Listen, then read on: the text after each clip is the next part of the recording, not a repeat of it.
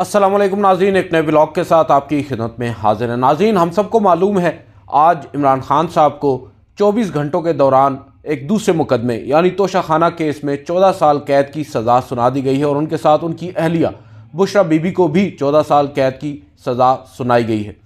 मगर आज की जो खबर है वो इमरान खान साहब की सज़ा से मुतालिक नहीं है, इमरान खान साहब की इंतखाबात में हिस्सा लेने से मुतालिक है। इमरान खान साहब के जो कागजात नामजदगी मुस्तरद हुए थे, उस फैसले को इमरान खान ने सुप्रीम कोर्ट ऑफ पाकिस्तान में चैलेंज किया है और एक नहीं बल्कि दो मुख्तलिफ हलकों में उन्होंने जो कागजात नामजदगी मुस्तरद हुए थे उनको चैलेंज किया है। दो मुख्तलिफ अपीलें आज एपेक्स कोर्ट में उन्होंने दायर की हैं और उन अपीलों के साथ क्या हुआ ये आपको बाद में बताएंगे। मगर पहले आपको बता दें कि इमरान खान साहब ने मौक़िफ़ क्या अपनाया और जो दो हलके हैं वो आपको बता दें।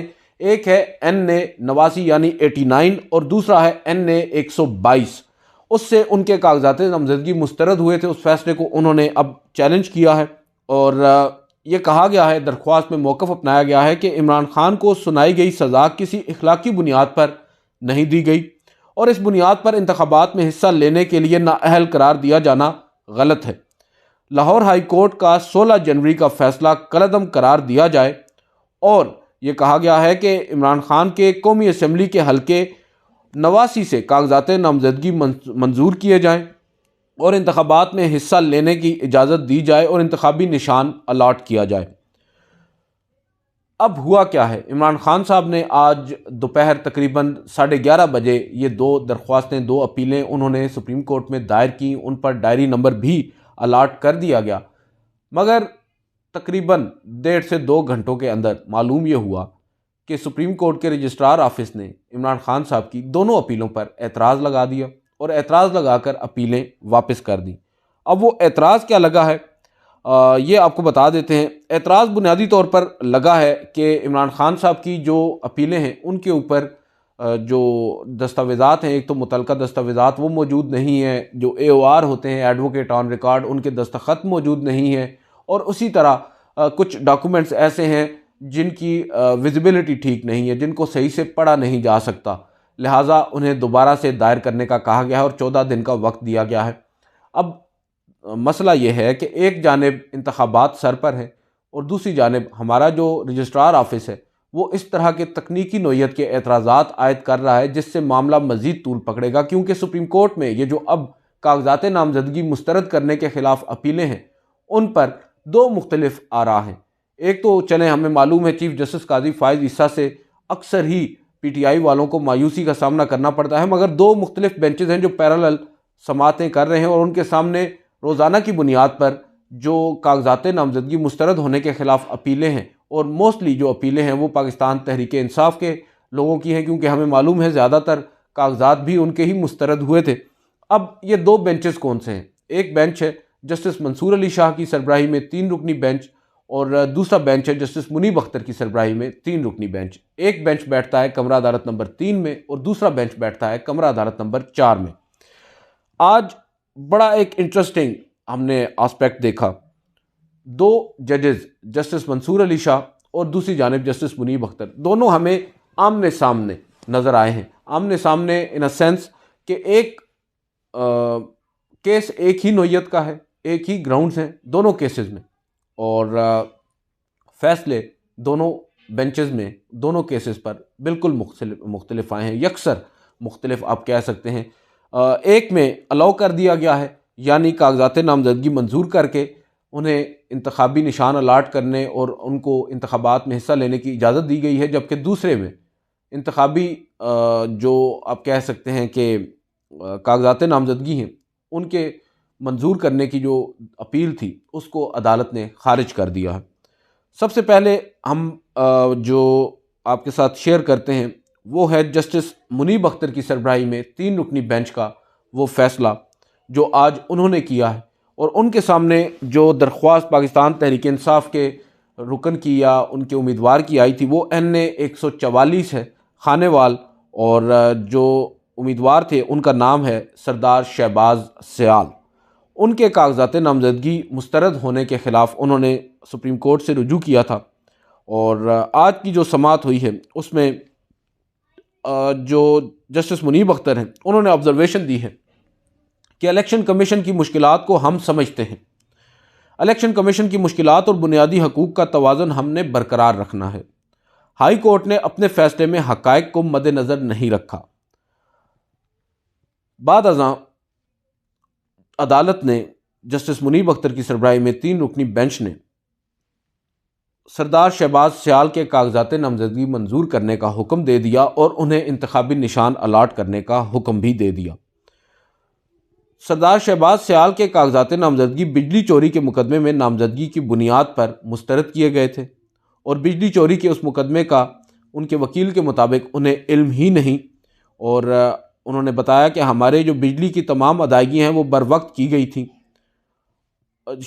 यहाँ पर यह भी मेंशन है कि सरदार शहबाज सियाल जो हैं वो PP 2212 से पंजाब असम्बली के भी उम्मीदवार हैं। अब जस्टिस मुनीब अख्तर ने उनको रिलीफ दिया है। अब ये रिलीफ मैं क्यों इस पर इतना इंसिस्ट कर रहा हूँ, अब जो दूसरा मुकदमा मैं आपके सामने रखने जा रहा हूँ उससे आपको अंदाज़ा होगा कि असल मुद्दा क्या है। एक और मुकदमा था, इसी तरह कागजात नामजदगी मुस्तरद होने के ख़िलाफ़ अपील थी और ये हल्का बनता है 224 NA का और PP 224, और इसके जो उम्मीदवार हैं वो भी पाकिस्तान तहरीक इंसाफ के हैं, मुज़फ़्फ़र ख़ान। अब जस्टिस मंसूर अली शाह के सामने ये मुकदमा था। जस्टिस मंसूर अली शाह थे इस बेंच में, जस्टिस जमाल ख़ान मंदोखेल भी थे। इस बेंच ने जो कागजात नामजदगी हैं उनकी मंजूरी की अपील खारिज कर दी और सुप्रीम कोर्ट अब अपने फैसले में लिख रही है कि दरख्वास्त गुजार ने अपील दायर करने में 12 दिन की ताख़ीर की। बर वक्त अपील दायर होती तो इंतखाबात के लिए इजाज़त मिल सकती थी। ऐसा हुक्म नहीं देना चाहते जो इंतखाबात में ताख़ीर का बाइस बने। जो सेक्रेटरी इलेक्शन कमीशन है, चलें इस मुकदमे को मैं ज़रा शुरू से लेकर आता हूँ। आज हुआ ये कि सुबह ये मुकदमा समाअत के लिए मुकर्रर था कमरा अदालत नंबर 3 में जस्टिस मंसूर अली शाह की सरबराही में, और केस जब कॉलअप हुआ शुरू में, यानी सप्लीमेंट्री कॉल जिसमें होने की बुनियाद पर जजेस साहिबान की कोशिश होती है जो इलेक्शन मैटर्स हैं उनको फौरी तौर पर सुना जाए। जब ये केस कॉलअप हुआ तो इससे पहले एक और मुकदमा था, वो हमाद अजहर साहब का था, उसके ऊपर इसके बाद आएंगे। इस मुकदमे की जब बारी आई तो अदालत ने पूछा कि कागजात नामजदगी मुस्तरद होने के ख़िलाफ़ ये अपील आई है, हम मेरिट्स पर इस केस के जाने से पहले ये जानना चाहते हैं कि क्या अब अगर आज हम इन्हें इंतखाबात में हिस्सा लेने की इजाज़त दे देते हैं तो क्या इंतखाबी अमल पर कोई असर तो नहीं पड़ेगा। वजह यह है कि हमारी जहाँ तक अंडरस्टैंडिंग है, अदालत ये कह रही है जो बैलेट पेपर्स हैं उनकी छपाई का अमल मुकम्मल हो चुका है। जब बैलेट पेपर्स छप चुके हैं, इस दौरान अगर हम ऐसा हुक्म दे देते हैं कि इनको मौका दिया जाए इंतखाबात में हिस्सा लेने का, तो उससे ये ना हो कि कहीं उस हलके के इंतखाबात ताख़ीर का शिकार हो जाएं या मौखर करने पड़ जाएं। लिहाजा हमें सेक्रेटरी इलेक्शन कमीशन को तलब करना चाहिए। सेक्रेटरी इलेक्शन कमीशन को तलब किया गया और कहा गया कि 10:30 बजे सेक्रेटरी इलेक्शन कमीशन पेश हो जाए। सेक्रेटरी तो ना आए, मगर स्पेशल सेक्रेटरी ज़फ़र इकबाल साहब 10:30 बजे कमरा अदालत में मौजूद थे। जब वो आए तो जस्टिस मंसूर अली शाह ने उनसे पूछा कि आपको तलब करने का बुनियादी तौर पर मकसद ये था कि हम कागजात नामजदगी अगर आज इनके मंजूर कर लेते हैं और ये तसव्वुर कर लेते हैं कि ये जो इनकी अपील है ये दुरुस्त है और इनका माजी में जो फ़ैसले हुए हैं ट्रिब्यूनल में या हाई कोर्ट में वो फ़ैसले गलत हैं, तो क्या ये मुमकिन है कि हम अगर आज इनको इजाज़त दें तो 8 फरवरी के इंतखाबात तक इनका जो प्रोसेस है वो मुकम्मल हो जाए। उस पर सेक्रेटरी इलेक्शन कमीशन ने अदालत के आप कह सकते हैं कि सामने कुछ चीज़ें रखी, और मैं मोबाइल से बेहतर है कि मैं अपने जो मैंने हाथ से टिकट अपने नोट्स लिए हैं मैं वो आपके साथ रख देता हूँ, जो एग्जैक्ट वहाँ पर मुकालमे हुए हैं, उससे आपको अंदाज़ा हो जाएगा कि आज दरअसल हुआ क्या है।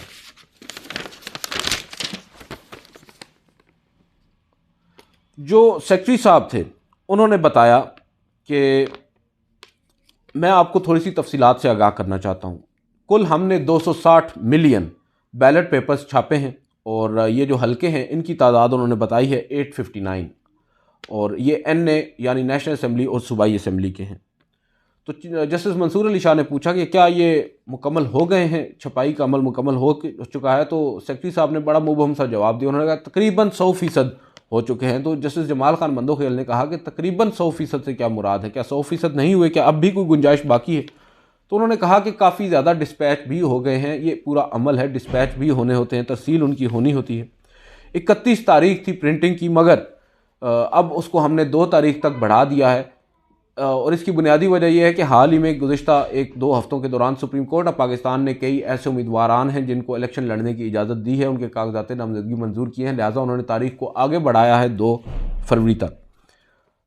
जस्टिस मंसूर अली शाह ने उनसे एग्जैक्ट सवाल पूछा कि क्या बहावल नगर, जिस हल्के की यहाँ बात हो रही है, उसके बैलेट पेपर्स छप कर डिस्पैच हो चुके हैं? फिर उन्होंने इस पर्टिकुलर सवाल का जवाब देने की बजाय ये बताया कि हमने 2018 के इंतखाबात में हमारे सामने 11,000 उम्मीदवार थे, जबकि अब की बार उनकी तादाद 17,800 है। जो पेपर लगता है बैलेट पेपर्स के लिए इस्तेमाल होता है वो 2018 में 850 टन था, इस दफ़ा 2,170 टन है। जबकि हमें बाद में ये अंदाज़ा हुआ कि हमारी ज़रूरत 2,400 टन थी। फिर हमारा एक इजलास हुआ इलेक्शन कमीशन का। उस इजलास में ये फ़ैसला किया गया कि हम मज़ीद पेपर नहीं लेंगे, बल्कि अपने जो बैलेट हैं उनको स्क्वीज़ करेंगे, यानी उनको कम जगह पर मज़ीद जो हमने इजाफी शामिल करने हैं, यानी जो एक्स्ट्रा प्रिंटिंग करनी है, यानी सुप्रीम कोर्ट के फ़ैसलों के बाद अगर किसी का नाम ऐड करना है तो उन्हीं बैलेट पेपर्स के ऊपर उनको ऐड कर दिया जाएगा, मज़ीद पेपर्स नहीं लिए जाएंगे।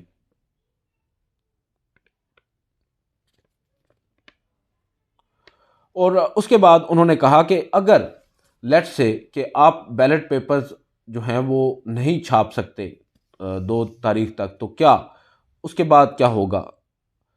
तो इलेक्शन कमीशन के जो सेक्रेटरी हैं उन्होंने बताया कि उसका फ़ैसला तो इलेक्शन कमीशन करेगा। जस्टिस जमाल खान मंदोखेल ने उनकी सरजनिश की। उन्होंने कहा कि देखें, आपने शेड्यूल इतना टाइट रखा है कि आपको मालूम होना चाहिए कि जब एतराज़ात लगते हैं उनके ख़िलाफ़ अपीलें होती हैं, अपीलें एपेक्स कोर्ट तक जाती हैं जो आखिरी फोरम है, उसमें वक्त लगता है। और आपने इस कदर टाइट रखा है शेड्यूल कि अब अगर एक शख्स को रिलीफ बनता भी है हम उसको रिलीफ नहीं दे सकते। उन्होंने कहा कि हमने कानून के मुताबिक जो काम किया है सारा वो किया है, और 90 दिनों का वक्त था, अदालत ने कहा। उन्होंने कहा, जो सेक्रेटरी साहब उन्होंने खैर अपना उज़र पेश किया। बहरहाल इवेंचुअली अब हुआ ये कि अदालत ने यह कहा है कि अगर आज हम इनको इंतखाबात में हिस्सा लेने की इजाज़त देते हैं मुज़फ़्फ़र साहब को, तो इसका रिज़ल्ट ये होगा कि इंतखाबात जो हैं वो उस पर्टिकुलर हलके के अंदर डिले हो सकते हैं, यानी डिरेल हो सकते हैं, मौखर हो सकते हैं। लिहाजा अब सुप्रीम कोर्ट ऑफ पाकिस्तान ने जो उज़र पेश किया, एक तो बुनियादी चीज़ हमें नज़र आ रही थी कि अब सुप्रीम कोर्ट की विज़डम में ये था कि इस वक्त मुमकिन नहीं है कि बैलेट पेपर्स के ऊपर इनका नाम आ सके, और इसकी मुखालफत की है इलेक्शन कमीशन ने बहरहाल खुलकर। जस्टिस मंसूर अली शाह, जो कि गुज़िश्ता कई दिनों से पीटीआई को रिलीफ भी दे रहे हैं इस ज़िमन में, उन्होंने आज ये कहा कि पहले तो हमने वकील साहब या इनके दरख्वास्त गुजार का कंडक्ट भी देखना है।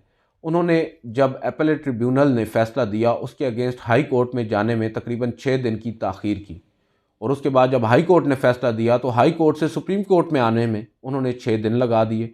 इस पर जो अब दलील या जो आप कह सकते हैं कि वजह बताई वकील साहब ने, वो भी टू सम एक्सटेंट वैलिड थी। उन्होंने कहा कि हमें जब तक रिटन ऑर्डर नहीं मिलेगा हम कैसे इस केस को आगे चैलेंज कर सकते हैं। उन्होंने कहा कि आपने अप्लाई नहीं किया, आपने अप्लाई भी ताख़ीर से किया है। बहरहाल वो दिन काउंट किए, और जस्टिस मंसूर अली शाह के मुताबिक जो बनते हैं 12 दिन बनते हैं, उस पर सुप्रीम कोर्ट ने आज ये फ़ैसला दिया, और अब उन्हें इंतखाबात में हिस्सा लेने की इजाज़त नहीं दी गई। ये एक हैरानकुन चीज़ है कि इलेक्शन कमीशन ऑफ पाकिस्तान की जानिब से जो शेड्यूल रखा गया उस पर अब पाकिस्तान तहरीक इंसाफ के एक रुकन जो हैं उनको इंतखाबात में हिस्सा लेने की इजाज़त नहीं दी गई। मैं ये नहीं कह रहा कि उनके ऊपर जो एतराज़ात थे वो दुरुस्त थे या गलत थे, वो तो अदालत ने सुना ही नहीं। मुमकिन तौर पर ये एतराज़ भी खारिज ही होने थे, क्योंकि इनके ऊपर तो खैर कोई इस तरह एतराज़ था ही नहीं। बुनियादी रीज़न ये है कि अदालत ने अब ये सोचा कि अब मुमकिन नहीं है। दूसरी जानिब इसी सुप्रीम कोर्ट का एक और बेंच जस्टिस मुनीब अख्तर की सरबराही में, वो मुख्तलिफ फ़ैसला करता है।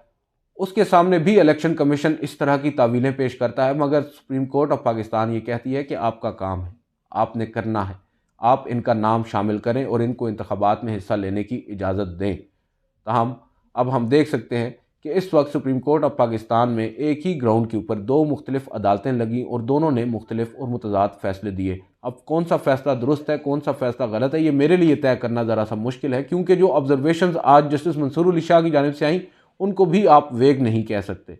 उन्होंने जो वकील साहब की या उनके पटिशनर की जानिब से ताख़ीर बरती गई है, इस हसास मामले पर भी उन्होंने कहा कि पूरे मुल्क का जो आप कह सकते हैं कि इंटरेस्ट है इंतखाबात से, हम इस पूरे प्रोसेस को कैसे डिरेल कर सकते हैं आपकी चंद गलतियों की वजह से। और दूसरी जानिब इस वक्त इस मौके के ऊपर इस तरह की गलतियां अक्सर अदालतें इग्नोर कर देती हैं, जो बहरहाल तकनीकी नौयत की होती हैं, जिस तरह जस्टिस मुनीब अख्तर ने किया। मगर ये जजेस साहिबान का इस्तेहकाक है कि वो क्या फ़ैसला करते हैं। ये किसी एक जज का नाम नहीं है, यहाँ पर 3 जजेस साहिबान थे, उन तीनों ने मिलकर ये फ़ैसला किया है। इसके बाद हमाद अज़हर साहब के ऊपर आते हैं। हमाद अज़हर साहब आपको मालूम है पाकिस्तान तहरीक इंसाफ के एक मरकज़ी रहनुमा हैं। उन्होंने आज इंतखाबात से दस्तबरदारी का ऐलान किया है। उन्होंने सुप्रीम कोर्ट में अपनी कागजात नामजदगी मुस्तरद होने के ख़िलाफ़ जो अपील थी वो वापस ले ली है। शोएब शाहीन साहब उनके वकील थे, वो ख़ुद तो नहीं आए क्योंकि वो ख़ुद इंतखाबी अमल में हिस्सा ले रहे हैं। उनके एक मुआवन वकील थे, वो आए और उन्होंने कहा कि हमाद अज़हर अपील की पैरवी नहीं करना चाहते। जस्टिस मंसूर अली शाह ने कहा कि हाई कोर्ट ने अपने फ़ैसले में 62(1)(f) का हवाला क्यों दिया है। सुप्रीम कोर्ट का फ़ैसला वाज़ेह है कि आर्टिकल 62(1)(f) का इतलाक़ अज़ खुद नहीं होता। वकील ने बताया कि इश्तिहारी की अहलियत के हवाले से आपका फ़ैसला भी आ चुका है, जिस पर जस्टिस मंसूर अली शाह ने कहा कि अपील वापस लेने की वजह से हमाद अज़हर को फ़ैसले का फ़ायदा नहीं होगा। जस्टिस जमाल खान मंदोखेल ने जाते जाते कहा, लगता है हमाद अज़हर सरेंडर नहीं करना चाहते। आफ्ताब आलम है, वकील हैं, उन्होंने बताया कि सरेंडर करने में कोई हरज नहीं है। बहरहाल अब हमाद अज़हर जो कि NA 129 से आज़ाद उम्मीदवार थे, वो भी इंतखाबी अमल से बाहर हो चुके हैं और आज ख़ुद उन्होंने ये फ़ैसला किया कि वो अपने जो कागजात हैं वो वापस लेंगे। तो नाज़रीन, ये थी आज की सुप्रीम कोर्ट ऑफ पाकिस्तान की कारकर्दगी और सुप्रीम कोर्ट में आज जो कुछ होता रहा। बहरहाल देखते हैं अब आइंदा आने वाले दिनों में क्या होता है और अब इमरान खान साहब की इन 2 अपीलों पर क्या करेगी सुप्रीम कोर्ट। क्या कल दोबारा जब ये दरख्वास्त दायर होगी सुप्रीम कोर्ट उसको फौरी तौर पर समाअत के लिए मुकर्रर करेगी, और अगर समाअत के लिए इनकी अपीलें मुकर्रर हो भी जाती हैं तो क्या इमरान खान साहब को इंतखाबात में हिस्सा लेने की इजाज़त मिलेगी? ये एक बहुत अहम सवाल है और उससे भी पहले ये देखना होगा कि इमरान खान साहब की अपील अगर समाअत के लिए मुकर्रर होती भी है तो किस बेंच के सामने होती है। आज की इस वीडियो से इतना ही, इजाज़त दीजिए, अल्लाह हाफ़िज़।